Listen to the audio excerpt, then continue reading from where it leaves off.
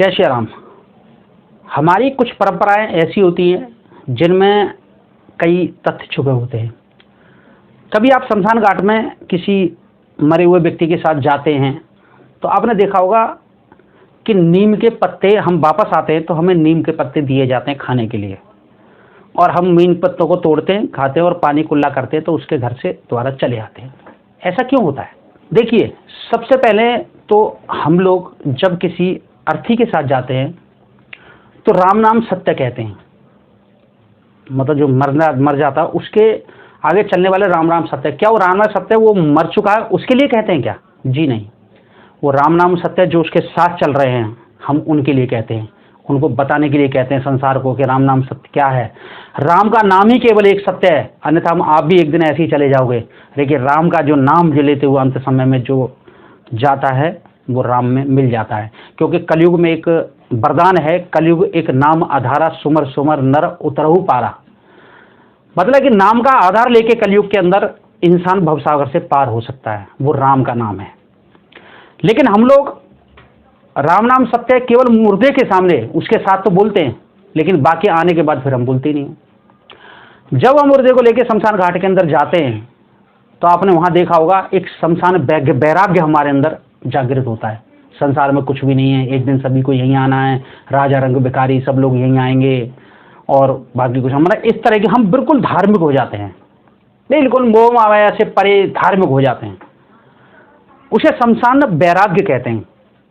और जब हम वापस आते हैं फिर वही मोह माया, ये मेरा, ये मेरा, ये मैं और ये मेरा, सब मैं और मेरा में दोबारा फिर हम दोबारा विलीन हो जाते हैं।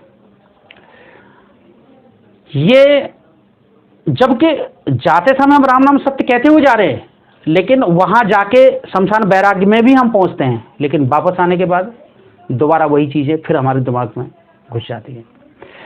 देखिए, जब हम वापस आते हैं तो वो पत्ते जो हमें खाए जाते हैं उनका कारण ये होता है, जब तक उस शरीर में आत्मा थी, परमात्मा का वास, आत्मा तो परमात्मा का वास था, तब तक उस व्यक्ति से मेरा संबंध था, वो मेरा रिश्तेदार या मेरा भाई बंधु था।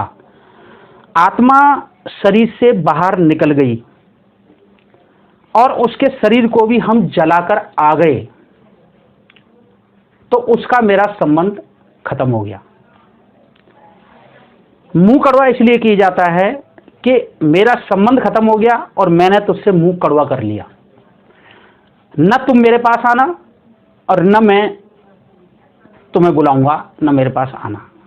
ये नीम खाने का एक तत्पर होता है। लेकिन उसके बाद भी हम उसे याद करते हैं। आज हम सबसे ज्यादा, देखिए, आप जिसको याद करेंगे, कहते ना कि एक बात शास्त्रों में कहा गया है कि जब आदमी मर जाता है और ज्यादा लोग उसको याद करते हैं, ज्यादा उसका मोह होता है तो उसकी आत्मा भटकती है। ये शास्त्रों में कहा गया है। लेकिन उसके बाद भी हम उस नीम खाने का मतलब नहीं समझते हैं और हम सबसे ज्यादा उसको याद करते हैं। सबसे ज्यादा परेशान आज के टाइम पूर्वज जो परेशान करते हैं, किन लोगों को करते हैं?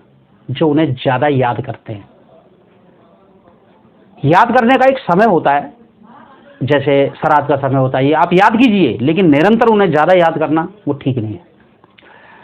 तो इसलिए नीम खाने का मतलब आपको समझ में आ गया होगा। नीम हम इसलिए खाते हैं ताकि हमारा उससे संबंध मुंह कड़वा कर लिया, आज से न मेरा उसका संबंध है और न वो मुझे मेरे पास आएगा, न मुझे मैं याद करूंगा।